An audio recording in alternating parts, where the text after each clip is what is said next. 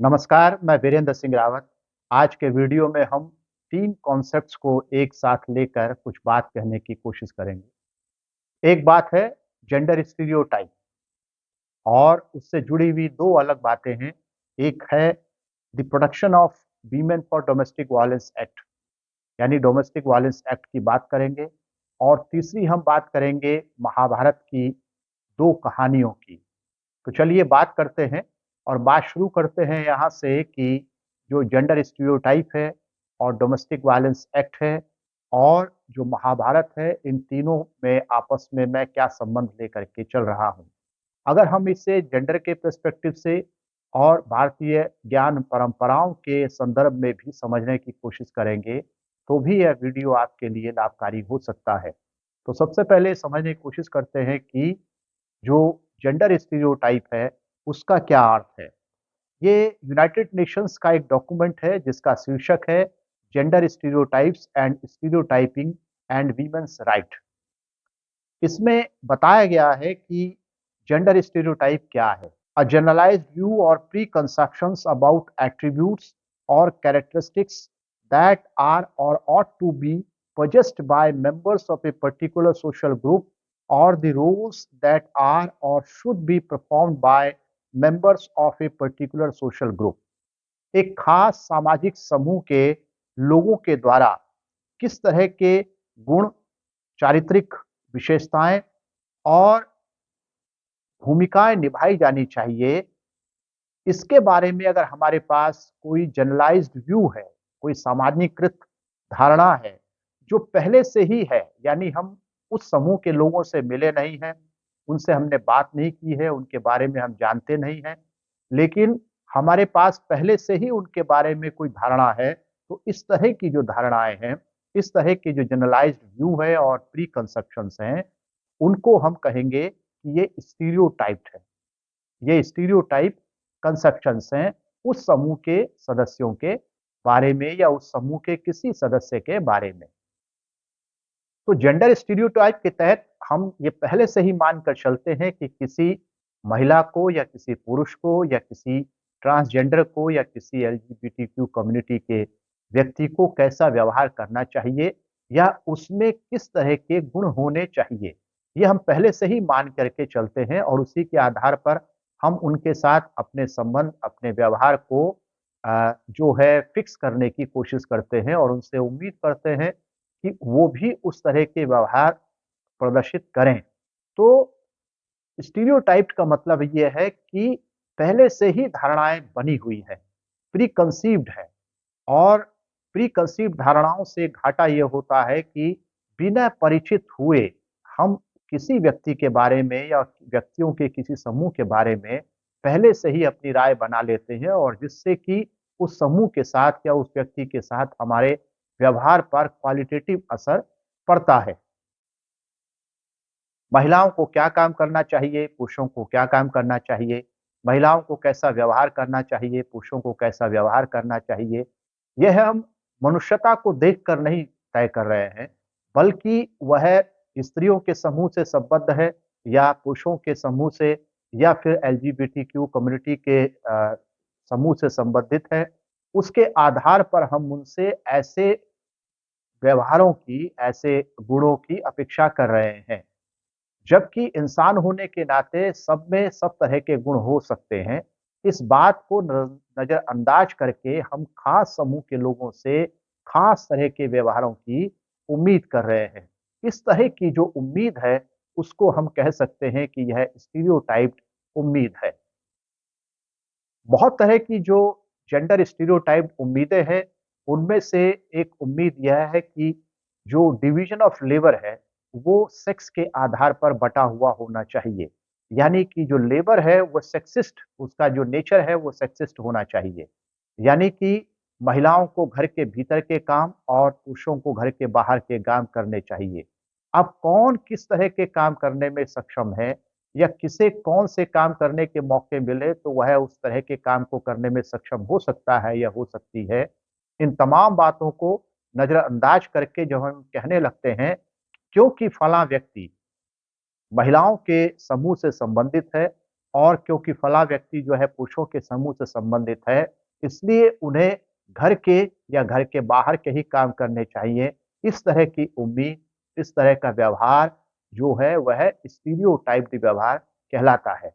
लेकिन हम ये समझने की कोशिश करेंगे कि हमारे जो महाकाव्य हैं और कुछ महाकाव्य जिन्हें धार्मिक ग्रंथों का स्थान प्राप्त है, उनमें महिलाओं को लेकर, पुरुषों को लेकर किस तरह से स्टीरियोटाइप्ड व्यवहारों को बनाने की कोशिश की जा रही है और इन ग्रंथों के ज़रिए किस तरह से जो स्टीरियोटाइप्ड बिहेवियर है, उनको प्रोपेगेट किया जा रहा है, उनको प्रेशर दिया जा रहा है और उम्मीद की जा रही है कि स्त्रियाँ हों या पुरुष हों, उन्हें खास तरह के व्यवहार करने चाहिए और इस तरह से खास तरह के व्यवहारों के ज़रिए दोनों के संबंधों को और इस तरह से व्यापक स्तर पर सामाजिक संबंधों को नियंत्रित किया जा रहा है और उन्हें जो है आकार दिया जा रहा है। चलो सबसे पहले हम ये समझने की कोशिश करते हैं कि महाभारत की कुछ कहानियों में जेंडर स्टीरियोटाइप किस तरह से विकसित किया जा रहा है। तो इस समय मेरे हाथ में ये संक्षिप्त महाभारत का दूसरा खंड है और इसे प्रकाशित किया है गीता प्रेस गोरखपुर ने। इसका जो अनुशासन पर्व है, अनुशासन पर्व में एक कहानी दी गई है पार्वती जी के द्वारा स्त्री धर्म का वर्णन। इस अध्याय में, इस कहानी में पार्वती जी स्त्री धर्म के बारे में बता रही हैं कि स्त्रियों का क्या धर्म है और किस तरह की जो स्त्रियां हैं उन्हें पतिव्रता स्त्रियां कहा जाता है। मैं इसमें से कुछ बातें आपको पढ़ के सुना रहा हूं और उससे हम ये समझने की कोशिश करेंगे कि ये जो कहानी है और पार्वती जी के मुख से जो कहलवाया गया है लेखक के द्वारा, उसमें किस तरह के स्टीरियोटाइप बिहेवियर की उम्मीद की जा रही है स्त्रियों से और साथ ही अगर हम देखेंगे तो सब्टल लेवल पर यानी बहुत सूक्ष्म स्तर पर स्टीरियोटाइप व्यवहार की उम्मीद की जा रही है पुरुषों से भी। तो इस कहानी में अगर हम महिलाओं से कुछ स्टीरियोटाइप व्यवहार की उम्मीद कर रहे हैं, तो साथ ही साथ में उसमें पुरुषों से भी हम कुछ स्टीरियोटाइप व्यवहार की उम्मीद कर रहे हैं।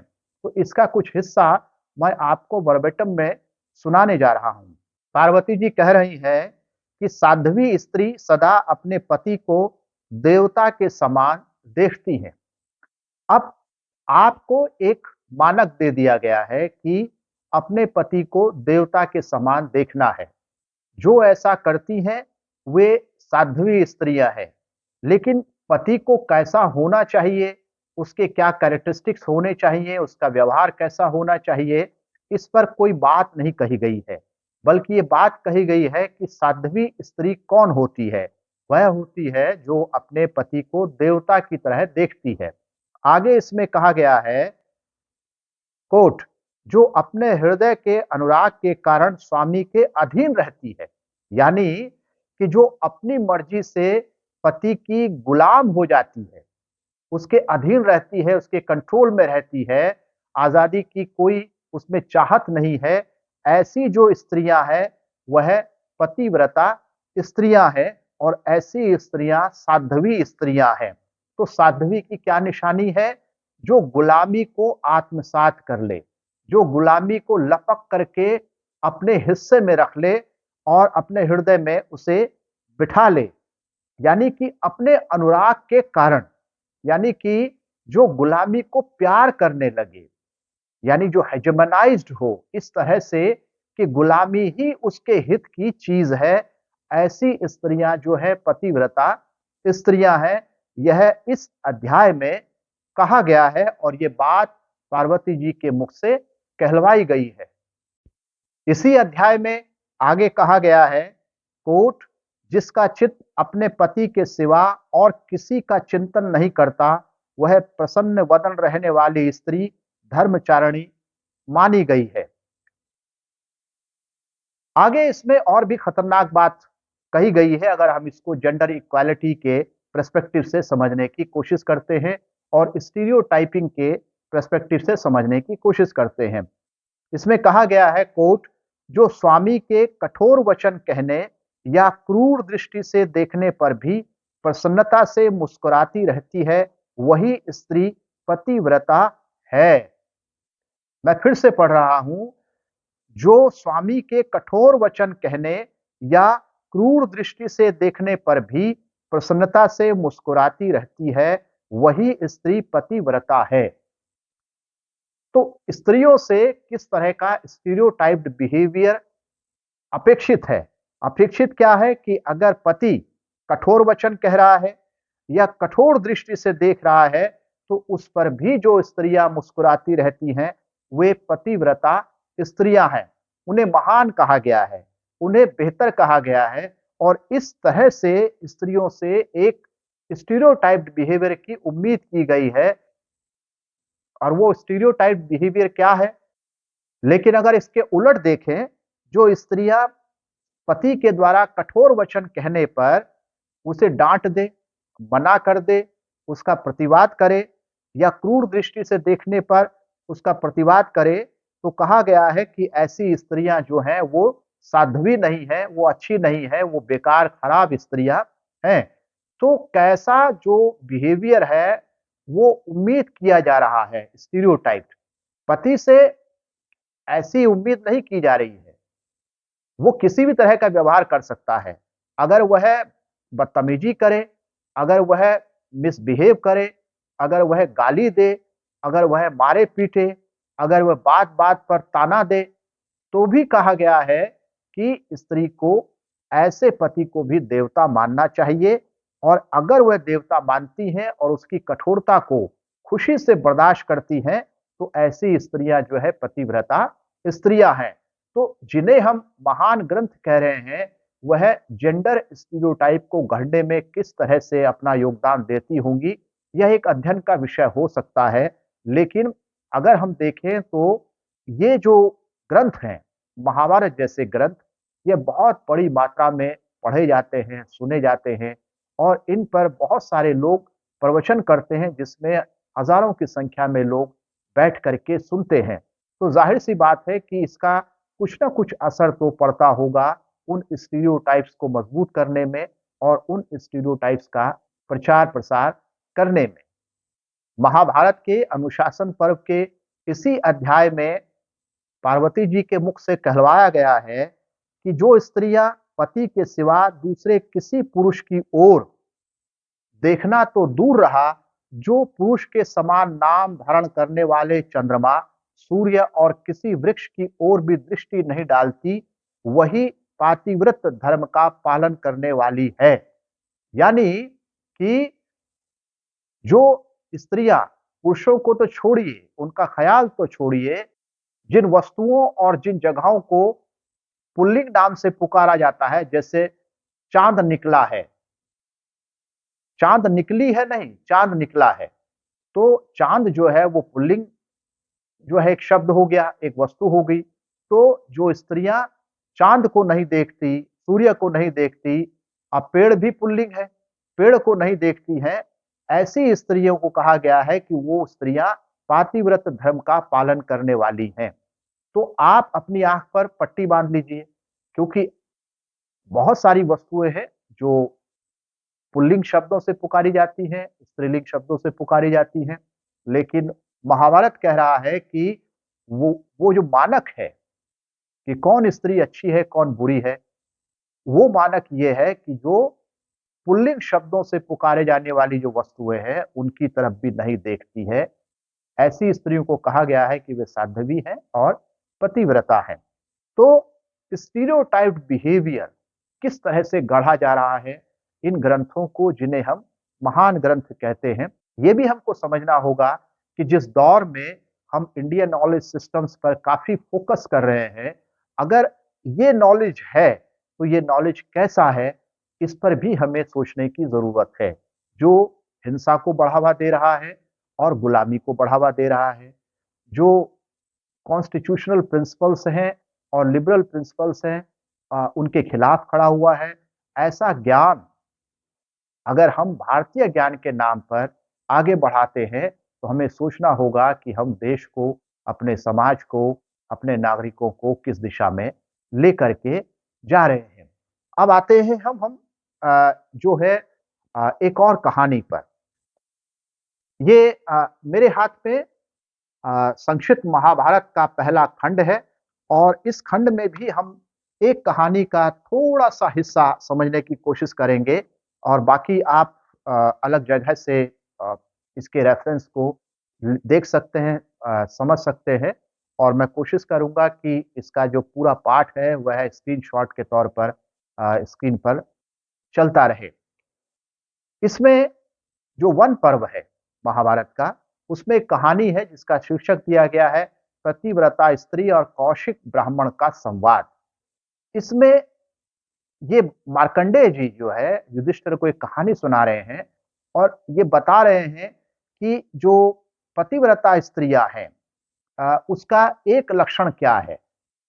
वो बता रहे हैं कि वो स्त्री जो अपने पति को भोजन कराकर उनके उच्छिष्ट को प्रसाद समझकर बड़े प्रेम से भोजन करती थी, पति को ही अपना देवता मानती थी और स्वामी के विचार के अनुकूल ही आचरण करती थी। यानी कि ये एक स्त्री की कहानी है, जिसे कहा गया है कि वह बहुत साध्वी है, बहुत अच्छी है और मार्कंडेय जी जो है ऐसी साध्वी स्त्री की कहानी युधिष्ठिर को सुना रहे हैं।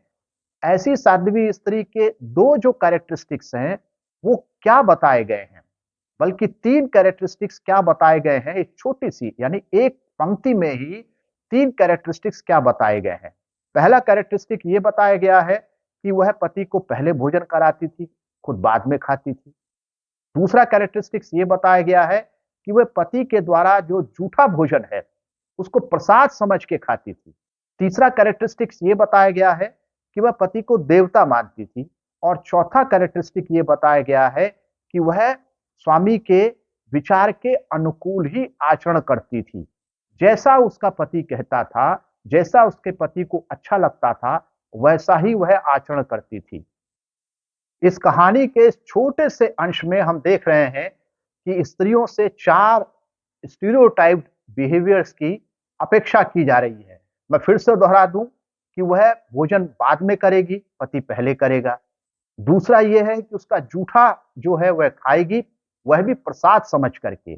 तीसरा यह है कि पति को वह देवता समझेगी और चौथा यह है कि वह पति के विचारों के अनुकूल ही आचरण करेगी। उसका अपना कोई स्वतंत्र विचार नहीं हो सकता, उसकी अपनी स्वतंत्र सोच नहीं हो सकती, उसके अनुभव जो है पति के अनुभवों से अलग नहीं हो सकते, अनुभवों के मीनिंग पति के मीनिंग से अलग नहीं हो सकते हैं। ये सारी बातें जो है वह एक स्त्री से अपेक्षा की जा रही है और साथ ही इसमें देखें तो बहुत सूक्ष्म स्तर पर पुरुषों से भी यह अपेक्षा की जा रही है कि वह अपनी पत्नी से पहले खाएगा और अपनी पत्नी को अपना जूठा खिलाएगा, जूठा खाने पर मजबूर करेगा। चौथा ये है कि वह स्वयं को देवता समझेगा। जो स्त्रियां जो जो औरत जो है अपने पति के अनुसार व्यवहार नहीं करती है, उन्हें बुरा समझेगा। तो ये जो है पुरुषों से भी स्टीरियोटाइप बिहेवियर की उम्मीद की जा रही है और स्त्रियों से भी। तो हम देख रहे हैं कि इस कहानी में जो वन पर्व की ये कहानी है जिसका शीर्षक है पतिव्रता स्त्री और कौशिक ब्राह्मण का संवाद, इसके छोटे से हिस्से में किस तरह से स्टीरियोटाइप बिहेवियर को बनाया जा रहा है, उसे प्रोपेगेट किया जा रहा है और उसे महान बनाकर पेश किया जा रहा है। अब आते हैं हम भारतीय ज्ञान परंपरा के एक दूसरे हिस्से पर, जो कि महाभारत में जिस तरह का ज्ञान दिया जा रहा है स्त्री धर्म के बारे में, स्त्रियों को कैसा व्यवहार करना चाहिए, स्त्रियों को कैसा होना चाहिए, उसके बारे में महाभारत में जो कहा जा रहा है, उसके उलट हमारे पास एक और ज्ञान परंपरा है। हम उसकी भी बात कर लेते हैं और फिर तय करते हैं कि भारतीय ज्ञान परंपरा की कौन-सी धारा को हमें आगे बढ़ाना चाहिए। भारत के संविधान से निकले हुए जो एक्ट हैं अ, उनको अगर हम अभी तक की जो बातचीत है उसके साथ जोड़ करके पढ़ते हैं तो हमें कुछ इंटरेस्टिंग चीजें समझ में आती है। जेंडर इक्वालिटी के संदर्भ में, जेंडर स्टीरियोटाइपिंग के संदर्भ में और भारतीय ज्ञान परंपरा के संदर्भ में। महिलाओं को घरेलू हिंसा से बचाने के लिए जो एक कानून बनाया गया, उसकी प्रति मेरे सामने रखी हुई है और इसमें बताया गया है कि अगर पति के द्वारा या जिस भी पुरुष के साथ वह एक छत के नीचे महिला रहती है, उसके द्वारा अगर अलग-अलग किस्म के हिंसाएँ की जाती हैं, तो वे अपराध की श्रेणी में आती हैं। कानून कह रहा है, यानी संविधान की जो आत्मा है, उससे निकला हुआ जो कानून है, वो कह रहा है कि जो पति वायलेंस करता है और कई तरह की वायलेंस की बात इसमें कही गई है, उस पर हम अभी बात करेंगे। तो अगर वायलेंस करता है, तो वो अपराधी है। लेकिन महाभारत का जो ये 2 प्रसंग हैं, महाभारत के जो 2 प्रसंग हैं, वो ये कह रहे हैं कि अगर पति अपराधी है, तो वो जो है देवता है। तो एक ज्ञान परंपरा अपराधी को देवता के तौर पे पेश कर रही है और दूसरी जो ज्ञान परंपरा है, जो संविधान से निकली हुई है, वो अपराधी को अपराधी की तरह से देख रही है। तो जो the protection of women from domestic violence act है, उसमें कहा गया है कि अगर फिजिकल अब्यूज है, अगर सेक्सुअल अब्यूज है, अगर अगर जो है सेक्सुअल अब्यूज है और वर्बल और इमोशनल अब्यूज है और इकोनॉमिक अब्यूज है, अगर इतनी तरह की जो अब्यूजेस किए जाते हैं, तो ये अपराध की श्रेणी में आते हैं। तो अब हम इन सबको एक साथ रख करके समझने की कोशिश करते हैं कि जेंडर स्टीरियोटाइप की जो परिभाषा यूनाइटेड नेशंस के दस्तावेज से आपके सामने रखी, दूसरा महाभारत से जो 2 कहानियां आपके सामने रखी, जिसमें कहा जा रहा है कि स्त्रियों को कैसा व्यवहार करना चाहिए, यानी उनका स्टीरियोटाइप व्यवहार कैसा होना चाहिए, और तीसरा हमारे पास में जो ये डोमेस्टिक वायलेंस है, उससे बचाने के लिए जो कानून 2005 में आया, उसकी जो धारा 3 कहती है कि डोमेस्टिक वायलेंस क्या है, उसको कैसे परिभाषित किया गया है। तो जिन कामों को, जिन व्यवहारों को महाभारत का ये अंश महान बताकर पेश कर रहा है, जो है संविधान से निकला हुआ ये अधिनियम, कानून अपराध बनाकर पेश कर रहा है। तो हमारे सामने 2 तरह की ज्ञान परंपराएं हैं।